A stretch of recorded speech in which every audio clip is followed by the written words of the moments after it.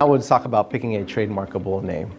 Okay, so if you think about what is a good name as a spectrum, there's good names and there's bad names in terms of what is trademarkable. So the first one is generic, like pizza, car, hotel. These names, the government says like, hey, I'm not going to let one person own this name because it's not good for society, right? For someone to like sue someone else for the use of the name pizza. So they say generic names, they're not eligible for trademark protection. You can use them, but you can't normally enforce that your use of the name against someone else. They won't let you do that. So you want to take away, you don't want to use these particular names. You can use it as part of your overall service, like Pizza Hut, right? Easier to know what they sell rather than if they just name themselves the Hut. You wouldn't know that. Descriptive, so as you can probably see, these are just describing what you're selling. So I had a consult the other day, and they wanted the equivalent of, what was it? Food and wine festival. So you can probably tell what they were putting on, what event they were putting on. The government says you can't do that because it's too descriptive. Okay. It is possible to trademark these types of names, but it's a little harder and it involves a lot more work. So suggestive, this is kind of at the minimum where you want to be. These are things that the customer or the consumer has to think like one step to say, oh, what does that really mean? So one example I use is Microsoft.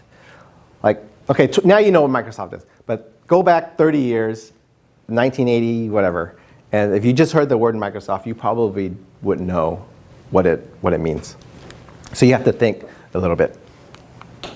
Arbitrary, so now this is where it gets really good.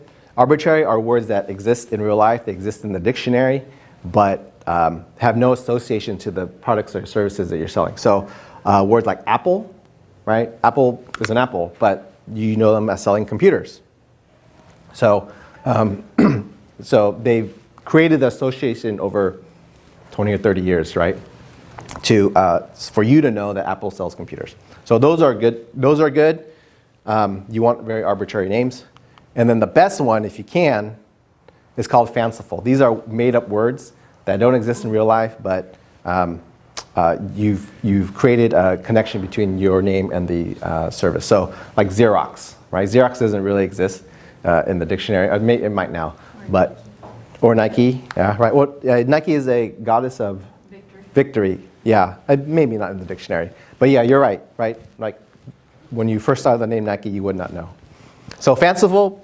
So you kind of want to be only like right here to maximize your chances. And so the takeaway here is, yeah, for a name to be trademarkable, it's recommended that you be arbitrary or fanciful. Yeah. Okay, so where do you go and search for names? Google, obviously, the first stop you're probably going to go to. California Secretary of State, if you're looking to kind of clear your name, your LLC name or corporation, they have a very easy database. So California Secretary of State will reject same names. So if there's a conflict, then they won't allow it. But they're a little bit lenient in terms of like changing one word or adding a word. So there's a lot more leeway in terms of getting similar names at the corporate level.